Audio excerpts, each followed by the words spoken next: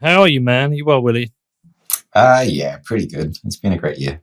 Mhm. Yeah, solid year. I agree. I agree. Yeah. We got there, man. Been a weird year. They all are, aren't they? And when you talk about worldwide, you mean like the world turning to shit? Yeah, it's a weird year. Yeah, one, the world is freaking out. Two, Bitcoin's been all over the place. Three, I bought a football Mm. club.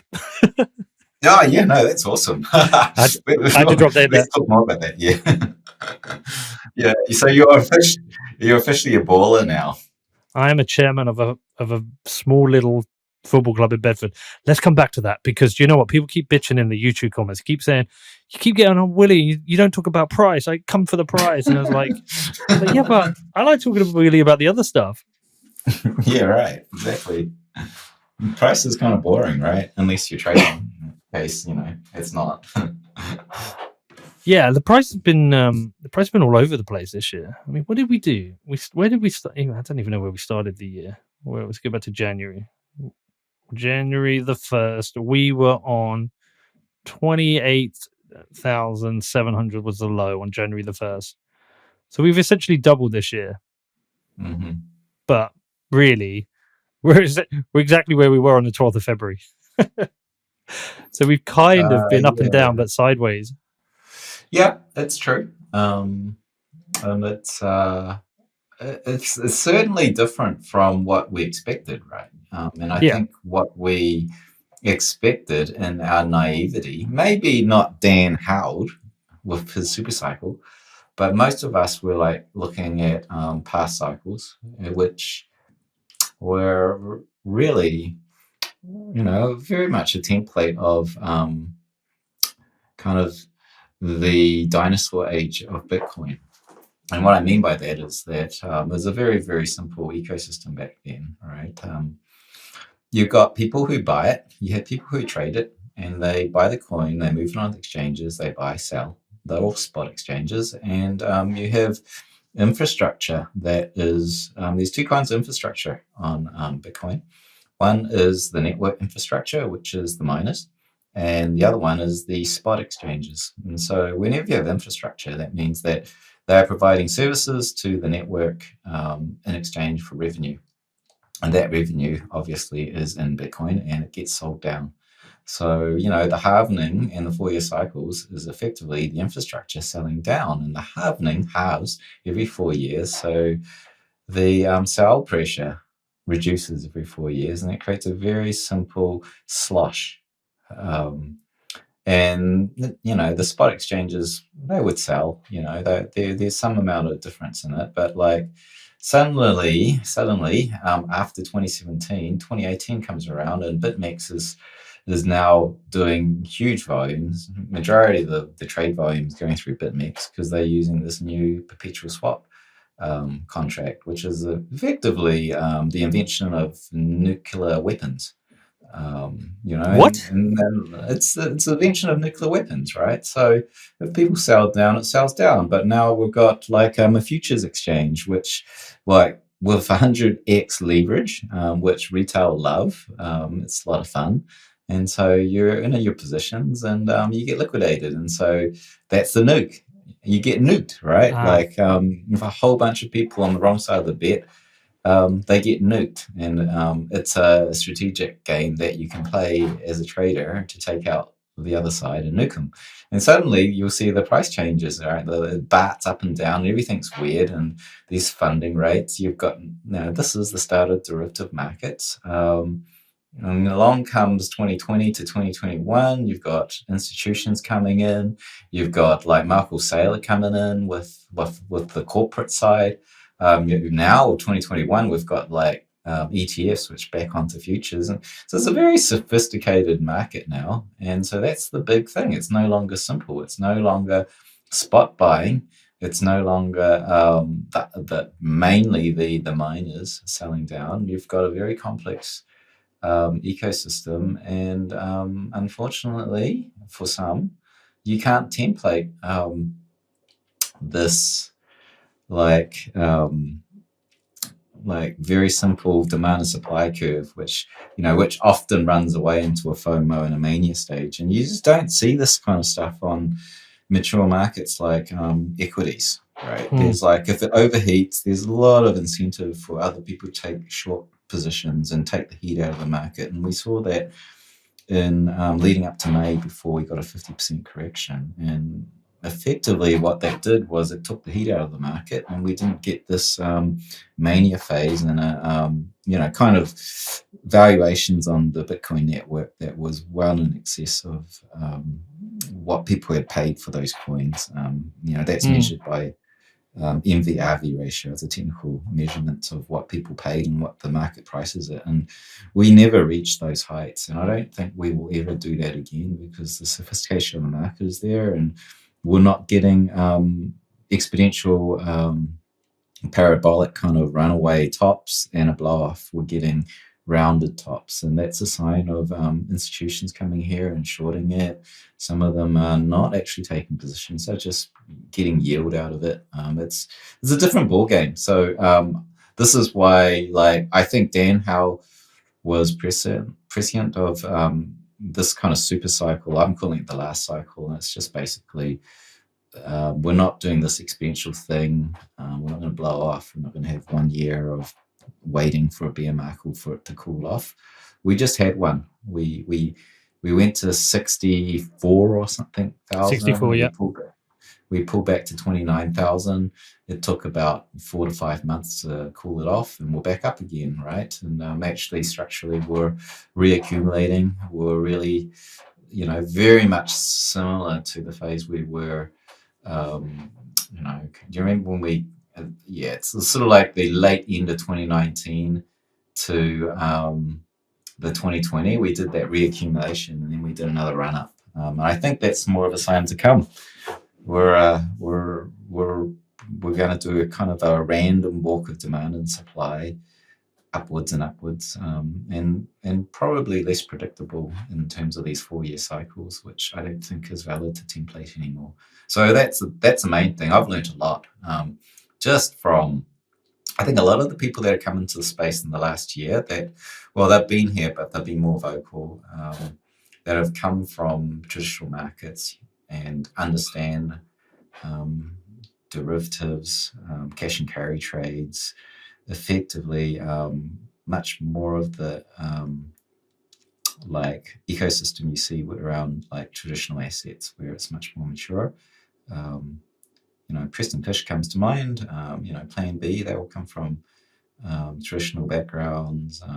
Even like SBF, who's he carries a lot of that information, having worked in sort of Wall Street-y type ventures before, setting up Alameda, and now he runs FTX. A lot of these guys have come in, and I think we've learned a lot as Bitcoiners. I came into this as a technologist, and stumbled upon the on-chain stuff. But there's all this other stuff coming from Wall Street that has been really interesting to learn, and I think it's been a learning journey for all of us this year. Yeah.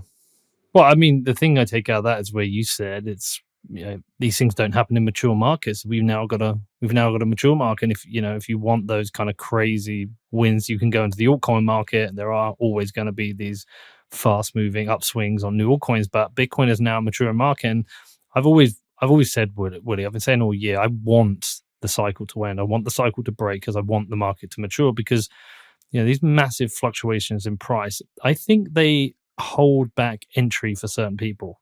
I think it makes it more difficult for people to come in. So a maturing Bitcoin market, especially as we now have nation states, I think that's a good thing.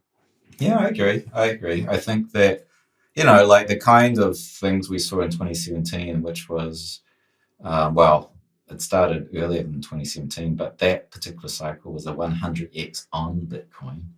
And of course, we weathered immense volatility. And, the average person on the street will think 100x in that time frame. It's just stupid. It's like there's something wrong with that. Like it's a scam. And they're much more interested in lower volatility and something that's a reliable gain. And I know that particularly family offices in the US, they're much more interested in the gains that Bitcoin promises to make, not what it has made, which has been higher, but the promises make are roughly currently about 110% annualized per year if you follow the trajectory that the stock to flow model projects going forward. It's 110 annualized, right? So that's pretty high, and it's believably high as well. Like you can do that in exotic instruments, but the downside risk is very, we've just pulled back. How much is it? Mid 30%, like in a matter of weeks. And so I'm not so interested in experiencing the downside. They'd much rather have less risk, and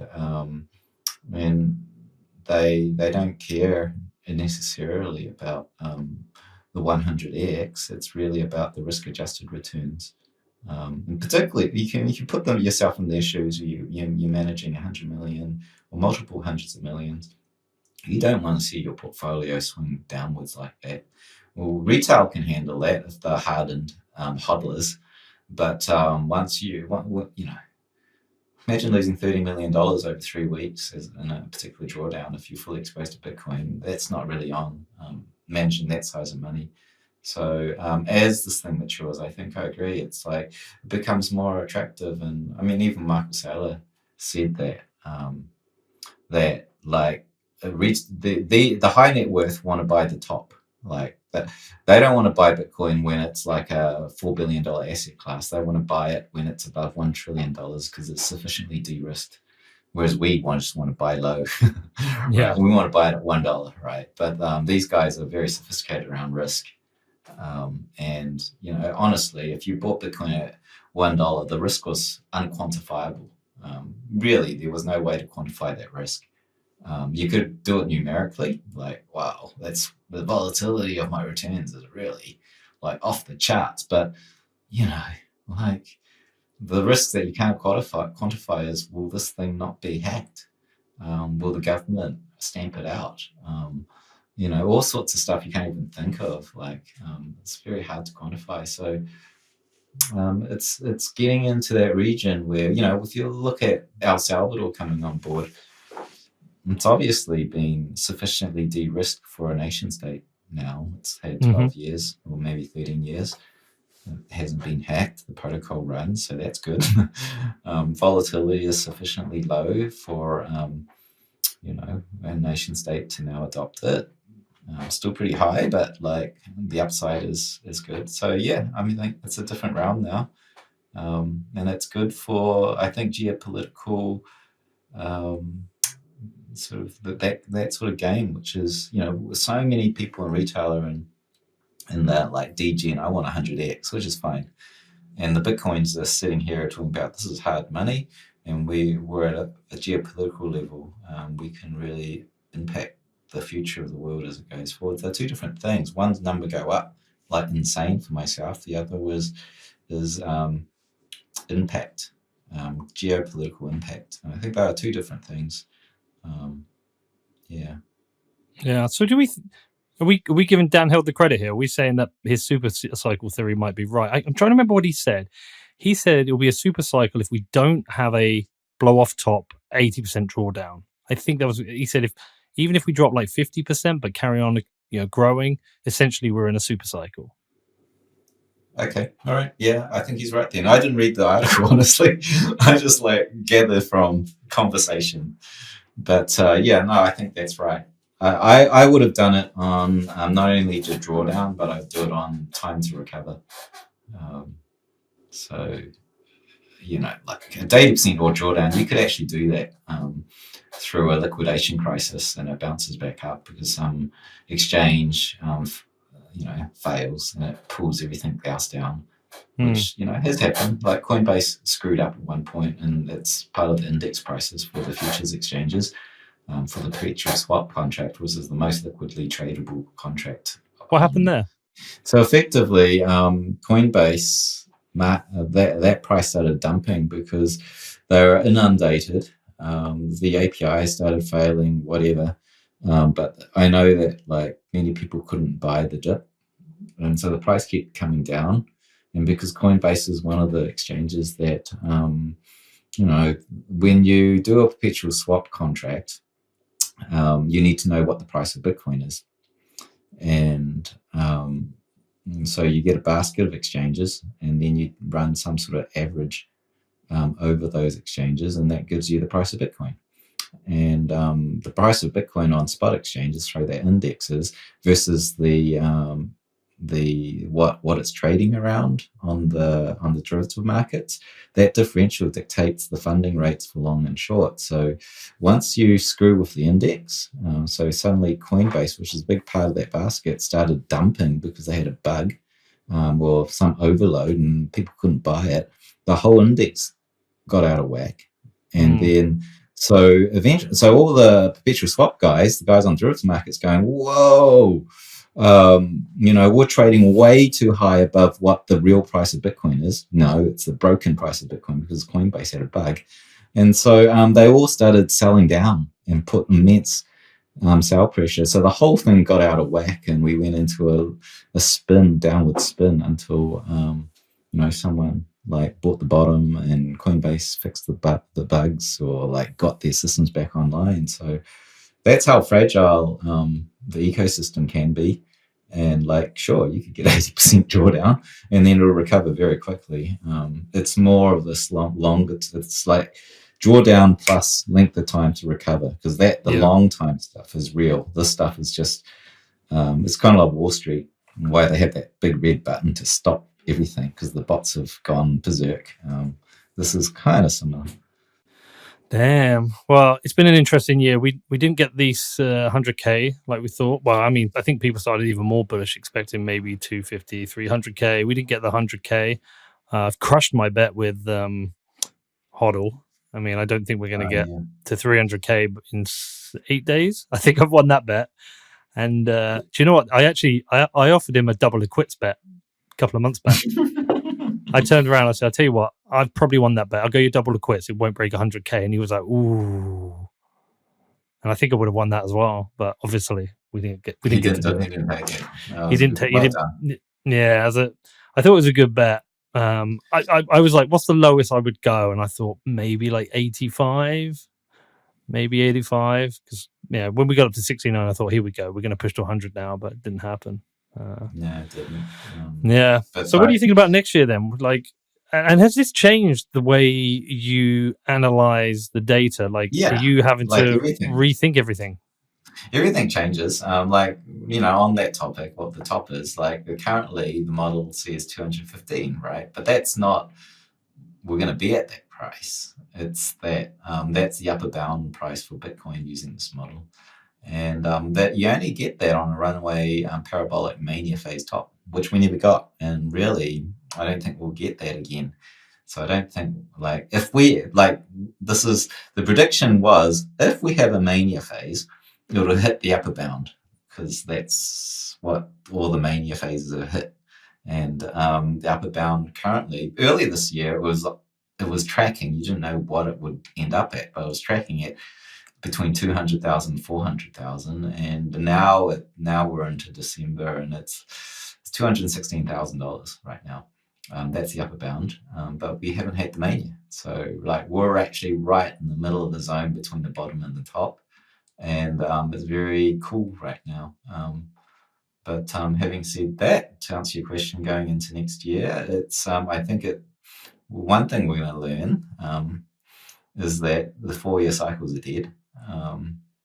And then we'll probably have to decide whether it's lengthening cycles, which I don't think. Lengthening cycle, by the way, is like this idea that there's more and more weight in the system. So these oscillations of bull, bear start to be, bigger momentum and longer time frames. Maybe we won't learn that this year. You don't think that's possible? No, I don't think that it makes sense. I think that like on fundamentals, we have a 4-year gravity orbit around the halvening. So that's the mining infrastructure. So that's like one wave every 4 years. And then We have a macro cycle correlation, which is to traditional assets, which are like we have bull bear markets every what? Is it 10 years or so? Roughly, it's kind of random. It could be up to 14 years.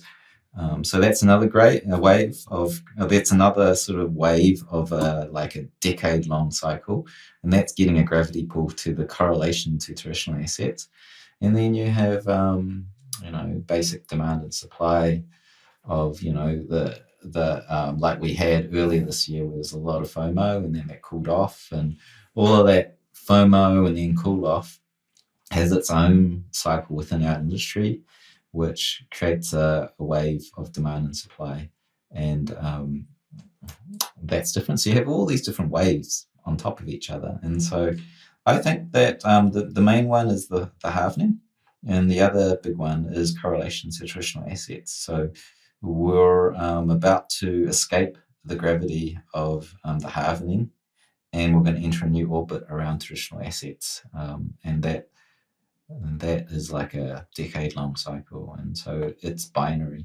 I think it's binary. We go from 4 years to a correlated asset to traditional, and we have little wavelets, which are our internal sort of infrastructure, like pulses, which are like looking at this, it looks like every six or 8 months that's happening right now.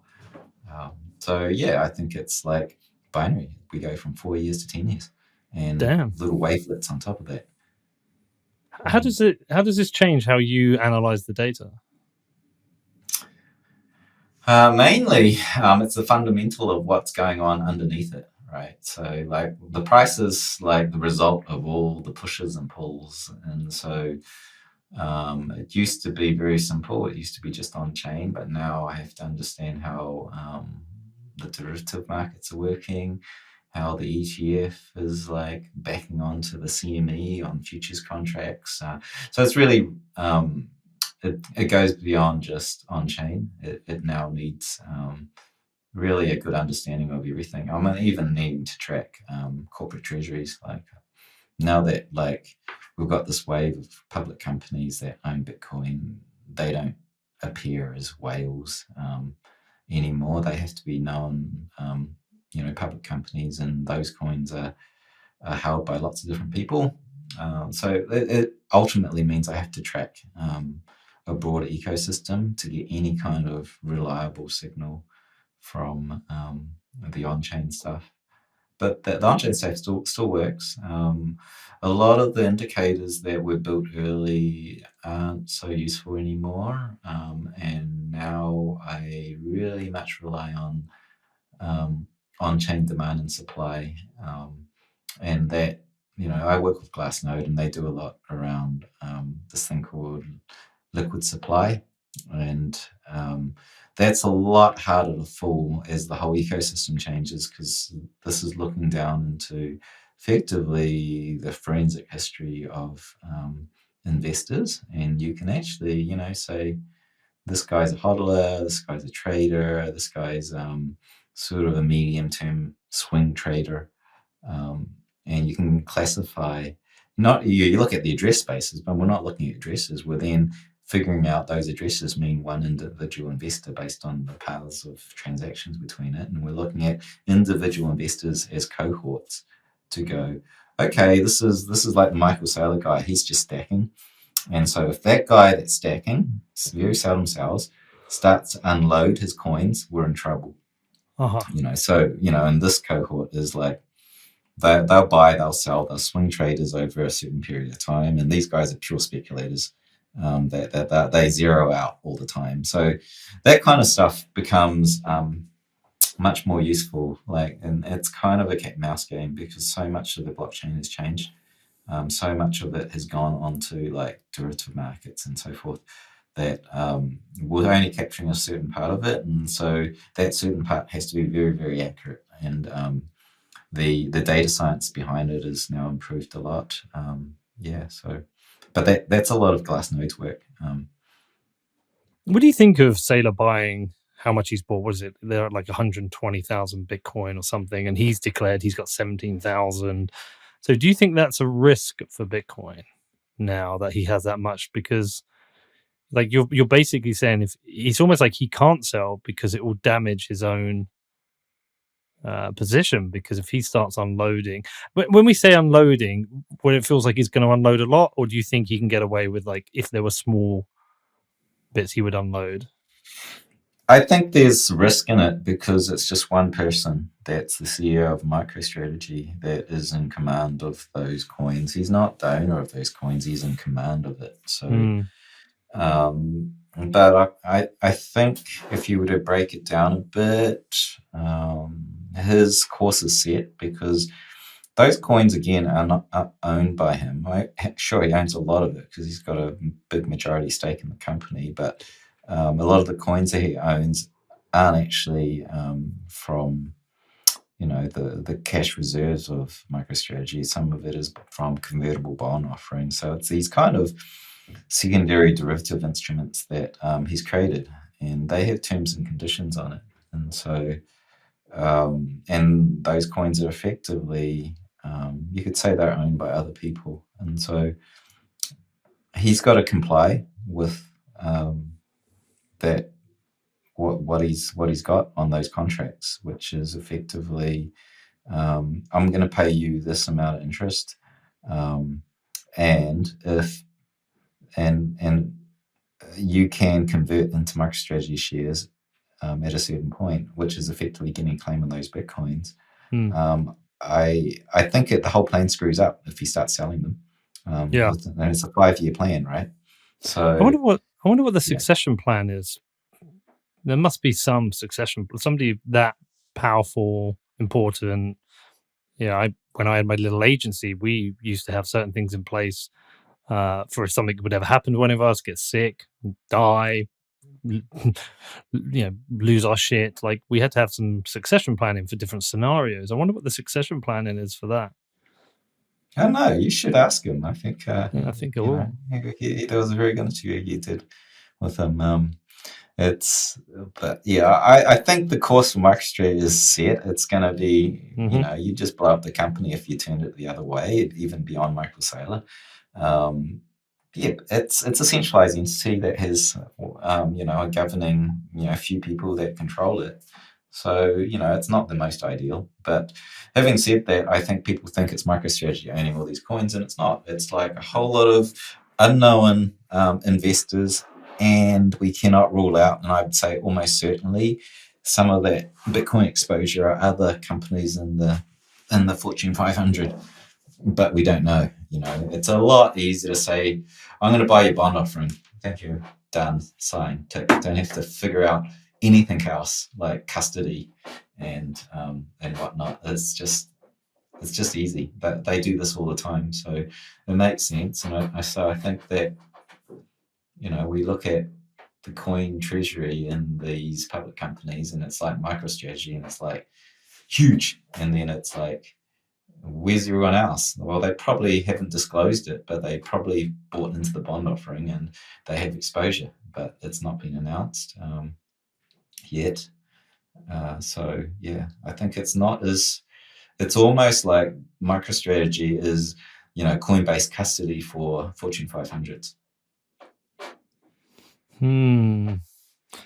So next year, do you think we go all-time highs? Do you think we go sideways? Do you think we maybe bear market down a bit? Like, I know it's so hard to tell. It depends on so many different things. Like, of course we go all-time high because, like, unless Bitcoin fails, right? All-time high is 69,000. I got to chuckle at that, but it's 69,000, right? It's we got to break. We got to break 100K next year. If we break the all-time high properly, we run through the fibs, and let's face it, 69 to 100,000 is nothing, right? It's only like a 50% gain for Bitcoin, which it does quite regularly. So all-time high, sure. Where will it go? Let's have a look. I feel like I want to have another bet with Hodl next year. I feel like he needs a chance to win one back. Yeah, probably. It's like, I don't know. It's like the stock to flow still really, to me, stock to flow is just this really nice chart that figures out the progression of the price increase. There's a good like narrative model around it, around scarcity, and he's using that. But like the pretty much the linear regression he does on it is basically the method in which he just tracks the current growth rate of Bitcoin, and we can just continue to do that. And I would say we will be like right in the middle of it. It's like $100,000 by the end of no wait, yeah, it's about $100,000 by the end of next year. And whether we whip up or down, it could go much higher and it could come back. But roughly the middle line is somewhere around 100,000, just eyeballing it. So like we had that crazy run up late 2020, and it's taken us most of this year to cool off from it. So yeah, and it wasn't like, actually it wasn't overheated until such time as May, when everyone dumped their coins. So like actually it was a fair valuation of Bitcoin at that sort of $60,000, but then everyone dumped their coins, which is very different. Like prior tops were like on-chain valuation models were like, I don't know, 1/3 of the price that the market was trading at. So it was very different this time. It was like fundamentally people dumped their coins, so the fundamental valuation dropped. Well, I've got no idea of them what's going to happen next year. Basically, anything can happen. Yeah, how do you feel about the regulatory risk and the systemic risk with, like, say, the World Bank shitting on it? And honestly, like when you talk to normies, they'll tell you all the fear and FUD that's coming through the media from governments, central bankers, politicians shitting on Bitcoin. Like that's the majority out there, and we're in this tiny little bubble. Like, how do you feel about that risk? Because now Bitcoin is a target. Yeah, I mean, I feel like the regulatory risk is really a lot dictated by what the US does, right? Because let's be honest, they control a large part of the world and the way institutions make decisions. And I feel like we're starting to get really good regulatory protection in the US. There's a lot of senators and congressmen coming out in support of Bitcoin.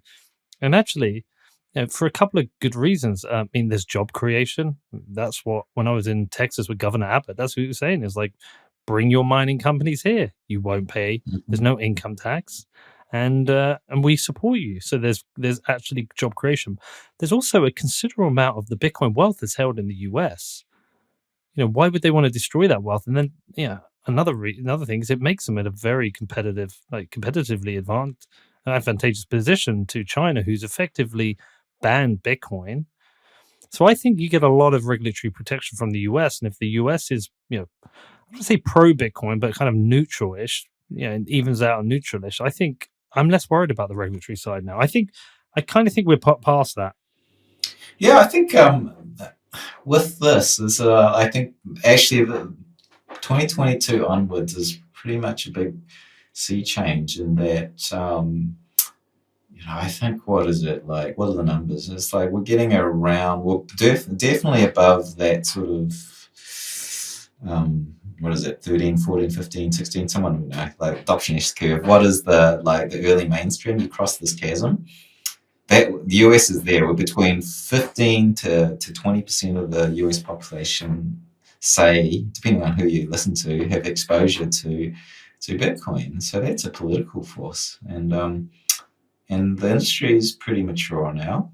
And it costs less than $50,000 in terms of a donation and contribution to a senator, that you can now pretty much lobby and push, just like big anything industry lobbies for their rules to be put forth. We're in that stage now where very much a lot of Bitcoiners are like supporting candidates that they want, and they have policies that they want to push by effectively contributing to the politicians that are going to step up and lobby for that side of things. So maybe 2022 is that start of Bitcoiners and the crypto industry as a whole being a political force. That's real interesting in US. You can't do that in China, obviously, but the US currently has that sway. So it's interesting, even though the US dollar is the main reserve currency for the world, and it stands to lose the most if it goes. I think if it loses that reserve status, it loses a lot. It loses its business model effectively. All right. Well, listen, look, next year we'll just figure it out. We'll just see what happens. I'm sure it'll be a fucking roller coaster as ever, up and down, crazy stuff happening, mad stories, more countries, more companies. Who knows, man? But I'm all for the stable price. I would take a very stable price happily because I think that would be good for adoption. But then if it's good for adoption, it's going to push the price up. But like these big swings, I'm over it now. I don't even enjoy it. Yeah, the upside is good, but I would sacrifice those for a more stable price. I think we can get a lot more done with a more stable price. Do you think it's getting boring? Hopefully, yeah, yes, and hopefully so. But I think it's a good question. Is it getting boring? I think compared to the world of NFTs and crypto, it's boring. It does look boring. I was in Miami when Basel was on, and it was like NFT hell. Like everywhere you went, there's people in Hawaiian shirts, like going to events in warehouses, talking about NFTs. And honestly, I fucking hated it. But at the same time, I was like, they're having so much fun. They're like, these people are having fun. And so I think about it, I was like, do we need to have fun? Yeah, we do. But like at the same time, Bitcoin itself being boring is kind of good for Bitcoin. Do you see my conflict with this? Yeah, I'd phrase it as, maybe 4 years and earlier ago, even like 8 years ago would be even more ideal. Is like you felt like you were part of something. There was a secret the world had not understood yet. And so, the Bitcoin meetups were so engaged, and you were talking about big ideas, and the filter in itself, where everyone in the room was. They had interesting thoughts just to even make it that far and go down the rabbit hole. And now the problems that Bitcoin solves, all the stuff that we talked about 8 years ago, now coming to fruition. And I think most of those people would not believe it's gone that far. But they're very much these kind of suit and tie problems amongst, typically politicians and world banks, and it's that geopolitical level stuff, and it's not as engaging for the ordinary person. It's more important for the majority of the world, but NFT stuff that's like really early and no one understands it, and that's the exciting bit. Whereas Bitcoin's pretty well understood now. There's this financialization that which we've learned, but we kind of understand it very well. And maybe in the Bitcoin world, it's Lightning Network. Some of the technology we don't really, there's some amount of pathfinding there. But yeah, I feel, as a guy that got into it from the tech perspective and like curious about stuff that's not known about it, that's gone. With that sort of subculture we had as Bitcoiners in the early phase, it was really exciting. Everything was like unknown, and that was the mystery was the best bit. And now it's different. We're mainstream. We're mainstream. It's mainstream. It's mainstream, right? Yeah. Are you bored? You're not bored. Well, I'm not bored. I'm not bored for a different reason. Around. Yeah, you're flying around and you're meeting presidents and making an impact. Yeah, which is cool. But what I think is now is like Bitcoiners have a lot of capital, right, to do things. They can go out there and do things now with their capital, like genuinely do things that are going to make a difference, that are going to make people look and go, wow, like, I don't know, buy a football club. Yeah, okay. So, like, what, like, there's a discussion. It's like, what? Oh, you want to talk about that? Okay, cool. No, not yet. Like, I just like the fact that you've become a baller and you bought a football club. Like, what makes us different from any other rich bastard that's like, every rich bastard like has a lot of leverage, and everyone's just doing, the same thing, which is like putting a dent in the world how they see fit. They think this is my worldview. I want to make that happen. What makes us any different, and what makes us better, or what makes us create a better future for other people over, the current plutocratic system, the other rich bastards that are, changing things for better for themselves, or whatnot. Yeah. Like, what makes it different? I don't know. What makes it different? Because we do things in a slightly more rebel, hopefully a slightly more rebel, like don't give a fuck way. So, for example, we have fuck you money. So I've got a fuck you football club. Mhm. Yeah, we're just going to do things our way. We're going to leave that kind of imprint on the world. The kind of boring part is like the Bitcoin standard kind of things, is that we're going to operate businesses on with a different financial model, which is can end up becoming infectious. So, for example, I think the Michael Saylor thing is going to become infectious to other companies soon. Yeah, not now. I mean, it hasn't worked, but I think once he gets his like solid 5x on his billions, others are going to be like, huh.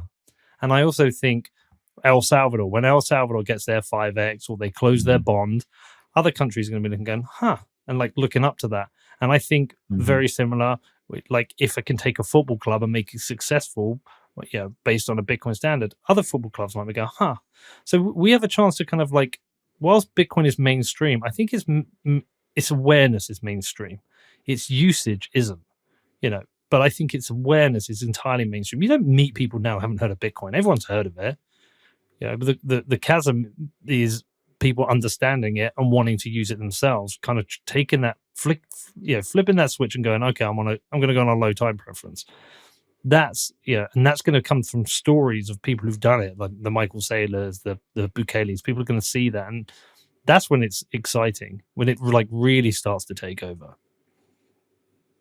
Yeah, I think you're right with that. I mean, everyone I've seen that has, well, not actually. There's two types of people. The type that get, orange pilled and go down the rabbit hole, and then they come out as Austrian economics educated people that, try to educate others. And then there's the others that just hold it because it's an investment. I have a lot of family that does that, and they don't really care. They haven't changed their minds on anything. And so I think a lot of it might be different, like maybe only 5% of the people like figure it out, and the rest 95% is okay, we're on a Bitcoin standard. That's just like a new kind of money, and I changed to that. like we're just exposed to the early phase where people came on board, had to understand what it is, and then they sort of had this economic awakening. And you see that even like from the younger generation, like, whoa, this is how the world works. Oh my God, but like, it's just, a lot of people that just like, but I have a little Bitcoin. It doesn't mean anything other than investment. And that's actually, I think, the majority of people, because like, what is it? That's like, if you go onto crypto Twitter, like, Plan B, 1.5 million users, followers. Like top guys in crypto are around the 1 to 2 million followers, and the numbers are currently between 150 and 200 million that have exposure to Bitcoin. So it's really like 1%. What you see on crypto Twitter, the rest have probably just got exposure, and they're like, that's fine, I get on with their day jobs. So we're really in a very distorted bubble here of thought.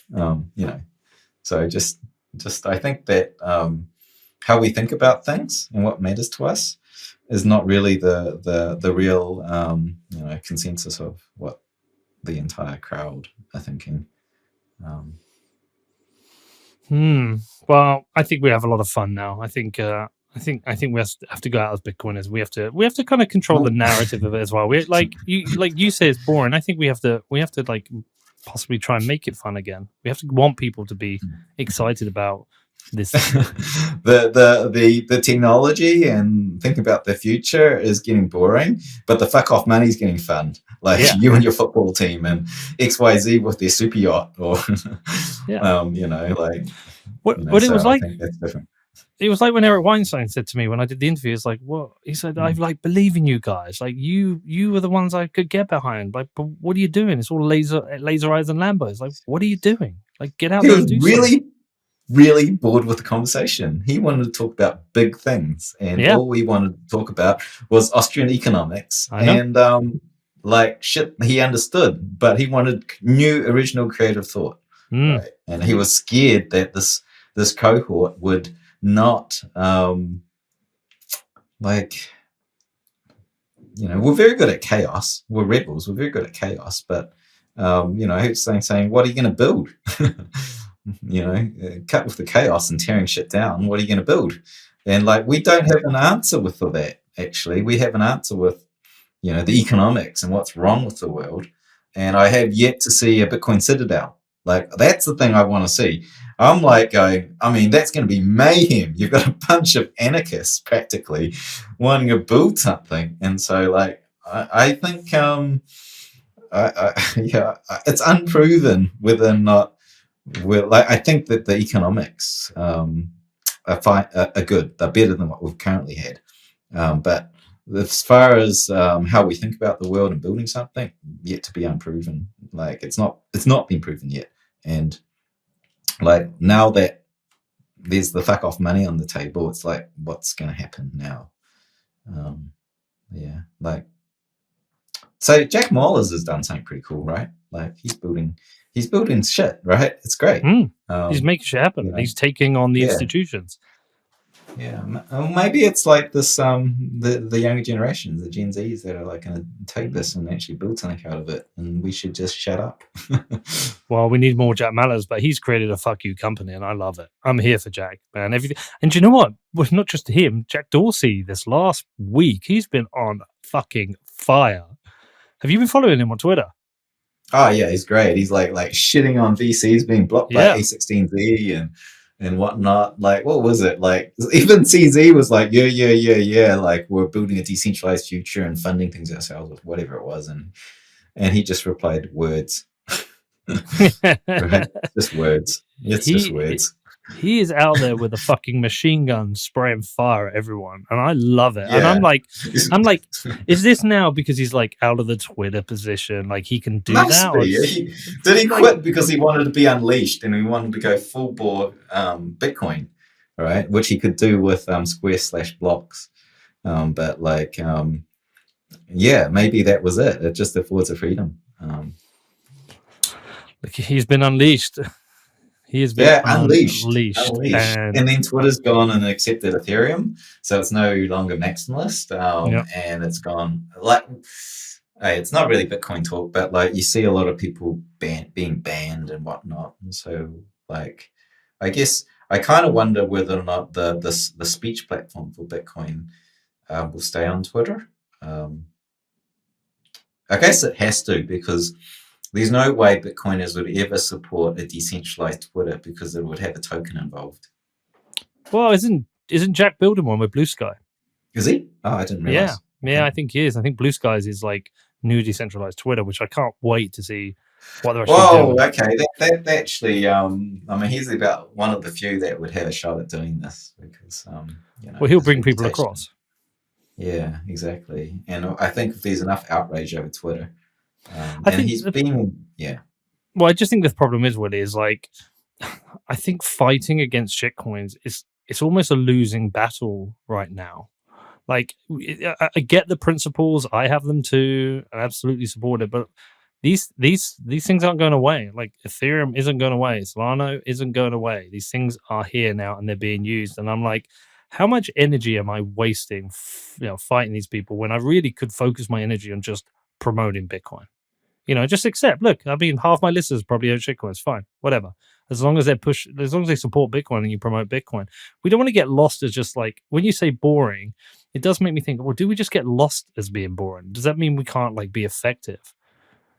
Do we want everyone to be in this like cool club?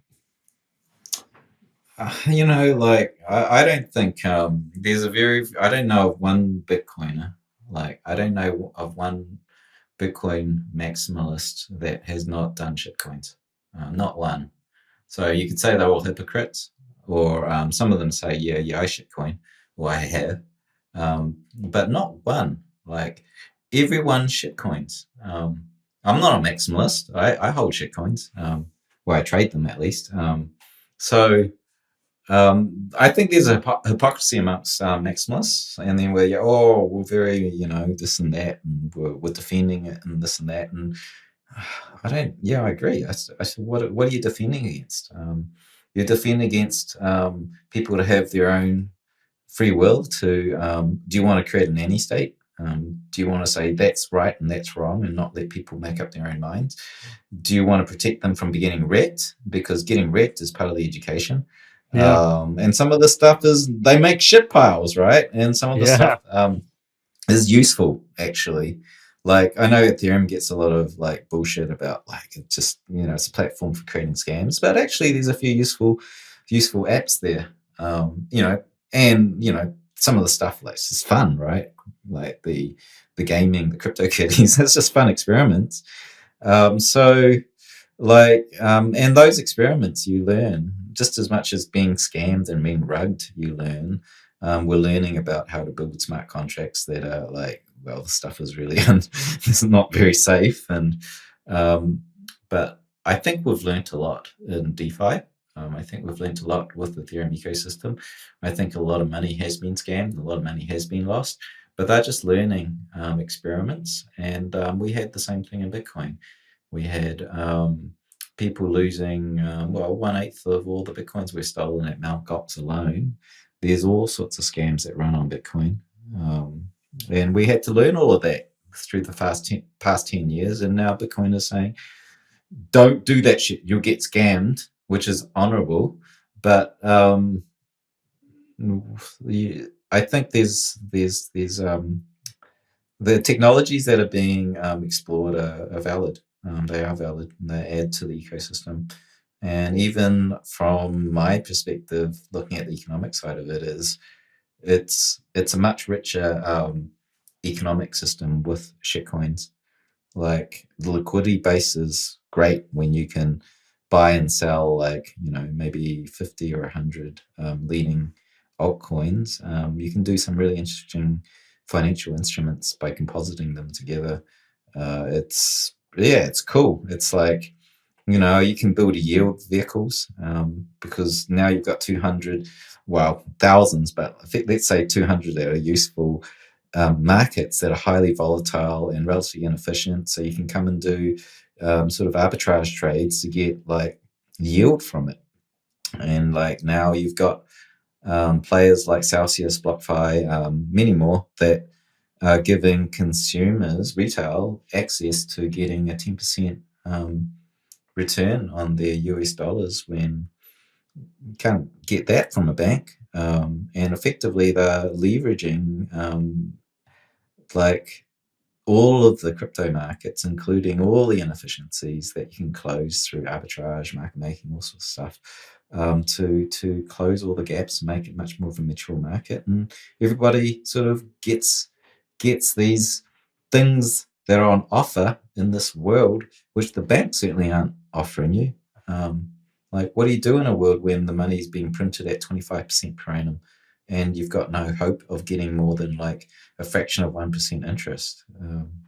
So like if we were to nuke all shitcoins, you'll probably find, these kind of BlockFi loans, the yields start to drop out, because these emerging markets, which are first exploring new technologies, and therefore they're very volatile, the exploration is lost, and the volatility, which of an emerging market creates an opportunity for efficiency to be made, and the ordinary person to get this kind of gain. So I think it's a great thing. I don't like scams, but we're meant to be sovereign and self-responsible in this ecosystem. So fine. So what are your plans for 2022 then, Winnie? What's going on, man? Me, I'm in Hong Kong here. I'm looking to get out of here just to travel and see. I'd love to. I haven't been to a Bitcoin conference in 18 months, 2 years. You're gonna come to Miami? I'd love to, but come to Miami, man. We'll have to be the next one because I won't be out of here by then. It's April. But is it? I thought it was earlier. No, it's April. Okay. If it works, it works. That'd be great. Man, I would love to Travel a see you bit there. more. Yeah, me too. I'm working on. I'm much more focused on funds now. Involved in 3 funds, and now, like my thing has always been democratization. Like even the newsletter I run is like, wow, you've got all these, a lot of data and a lot of like quantitative researchers, and they're privy to the institutional world. And the letter was this thing. It's like, okay, $50 a month, you can get access to, institutional grade analysis. But yeah, now I'm like thinking we're got a project on where I want to like get access to some of the better investments that only the high net worth get access to, and restructure it. There's regulatory structures you can go through to allow retail to get access to it. So I'm quite interested in seeing where that goes. Like, I'm going to create a fund that's open to retail. Nice. So it's highly regulated, but we can, with that, actually, I'm going to flip it so that high net worth can't get access. I'm going to cap it, and then effectively create vehicles for kind of the Gen Zs who've been locked out of everything because houses are so expensive, everything's so expensive.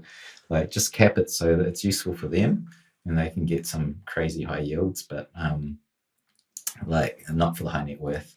I'm interested in doing stuff like that right now. So next year is probably, that's going to be my core focus. Yeah, so everything that was learnt in 2021 will be applied in 2022. This financialization of the markets, I think, learnt enough to start to do some interesting things here. Amazing, man. Well, listen, it's been a good year. I've enjoyed our monthly chats, and I've enjoyed when we get away from talking about price. I like talking about everything else with you. I know it pisses off the listeners, but fuck them. I like it. I like it, man. I like it. Haven't been cancelled yet, right? I was like, oh, this is great. It's like the first time I haven't had to jump on and talk about price. But I don't mind that, right? Because that's what I do. But yeah, it's like all this other stuff. But we gotta do one in person, man. We gotta do one with a bottle of whiskey, exactly. Sit across the table, talk shit for a couple of hours. That's what I want to do. I got to do one with Lynn in person recently, and that was awesome. But we got to find a time next year, man. We got to do this. Okay, well, I'll see you in the US, or maybe I'll come over to Bedford. UK. Come to Bedford. To Bedford. Get you to Bedford. Yeah. Like, yeah, be for the Bitcoin football team. come watch him play. Yeah, why not? Let's get you over, man. Okay. Well, listen, Willie, have a wicked Christmas. Have a great New Year. Appreciate you so much, man. Appreciate all these shows. Peace out. Best love. Everything to the fam, and see you soon. Yeah. Merry Christmas. Happy holidays. See you in the new year.